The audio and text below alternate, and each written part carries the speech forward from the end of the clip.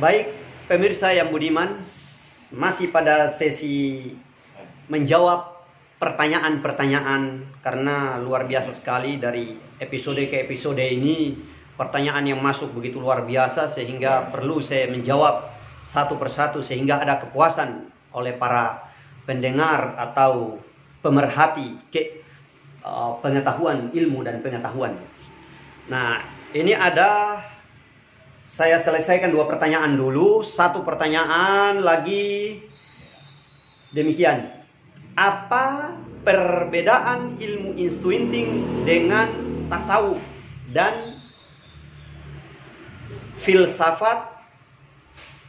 Ya, saya ulangi. Apa perbedaan ilmu intuiting dengan tasawuf dan filsafat? Mohon dijelaskan.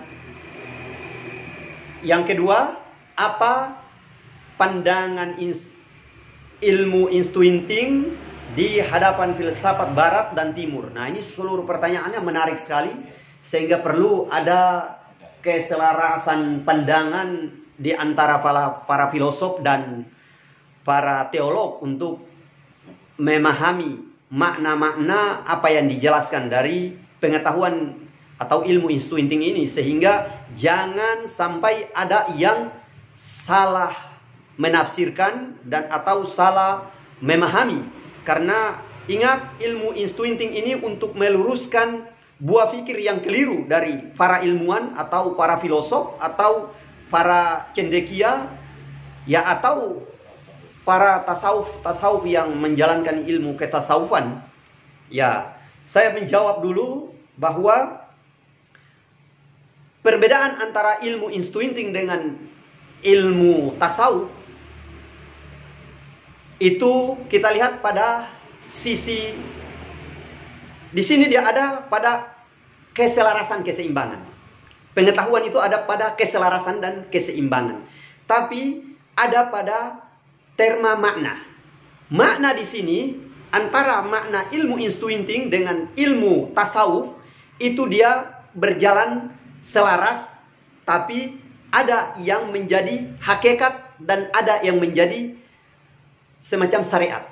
Ya, tasawuf, ketika kita mempelajari ilmu-ilmu tasawuf, dia hanya memahami terma makna yang kurang lebih ortodoks, yang lokalis atau ortodoks agamis. Tetapi kalau ilmu intuiting, dia di sini dia memahami makna ilmu yang mencakup ketinggian sofistik atau ketinggian transenden. Ya, sehingga perbedaannya sangat jelas bahwa kalau kita memulai memang terjadi keselarasan dan keseimbangan. Tetapi kalau kita mendalami dari kedua makna terma ilmu ini antara tasawuf dengan ilmu intuiting, itu terjadi perbedaan yang begitu jauh. Karena inti dari ilmu intuiting ini untuk dia memberikan kelurusan dan keselarasan daripada makna-makna yang kurang selaras dari pandangan-pandangan teolog tentang tasawufnya. Nah, kalau ilmu intuiting ini, dia ketika kita memahami dia menggunakan satu bentuk makna yang hakiki, sehingga tidak ada lain dalam pandangannya adalah hakikat itu sendiri, di mana satu bentuk transendensi daripada jiwa raga, kebersihan hati, kebersihan akal, kebersihan pandangan, kebersihan memahami makna itu jauh lebih tinggi pada tingkat hakikat yang sesungguhnya. Nah, di situ perbedaannya.